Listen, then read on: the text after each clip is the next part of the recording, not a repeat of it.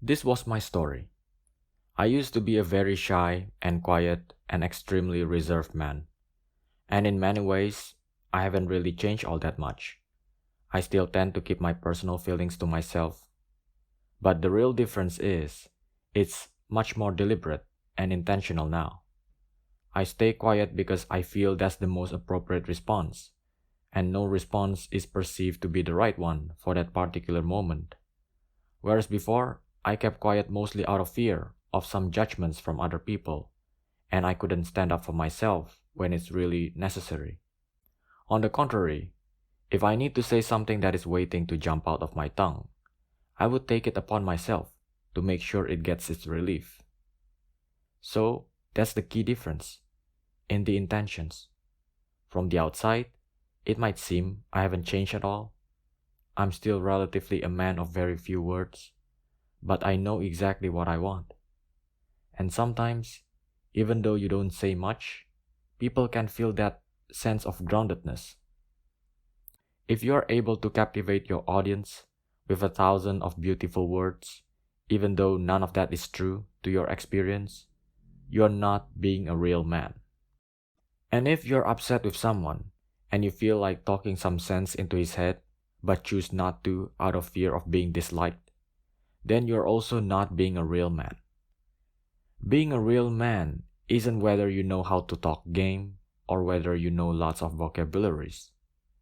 Real masculinity is about staying true to yourself no matter what. Right now, toxic masculinity is prevalent everywhere. There are many unhealthy male stereotypes going on in our society. But that's not real masculinity. So, this is my guide to becoming, as David Data put it, the superior man. There are two sides to our personality. There is the feminine yin and the male yang. If you're a male, you also have the passive yin to you. And if you're a female, you also have the aggressive yang to you. And in order to be a fulfilled and wholesome human being, we need to embrace both natures. Many males nowadays are often afraid of showing his kind, tender nature due to the vulnerabilities it might represent. And so, they're closed off from their emotions. But the real authentic male understands that the passive feminine side to his personality is real and chooses to embrace it despite his social conditionings.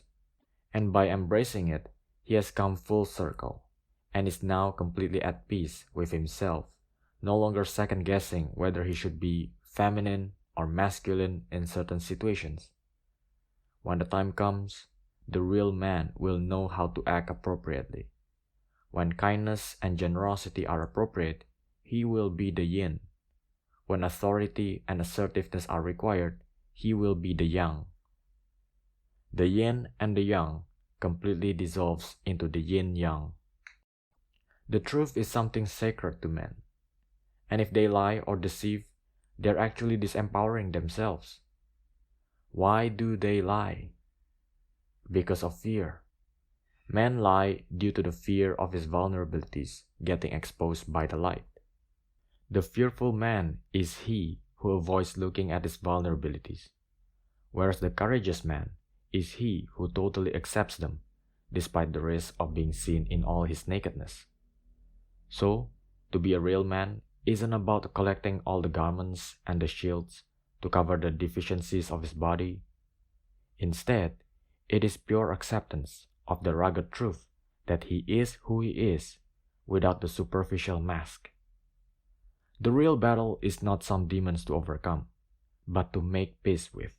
Out of this inner pool of wisdom, men suddenly remember their true mission to seek out their inner demons with a peace treaty paper on one hand and a white flag on another.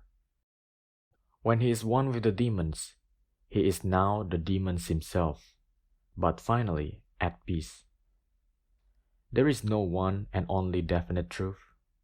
The truth is always malleable and changing its shape according to the circumstance of every moment. It is nothing that can be confined on a blank piece of paper or someone's lips. The truth is the intention of the moment. If you decide to tell the truth, then it should be your intention to tell it the way it is for your benefit as well as the other parties. And likewise, if you decide to tell a lie, then it should also be your intention to deceive for your benefit as well as the people you protect.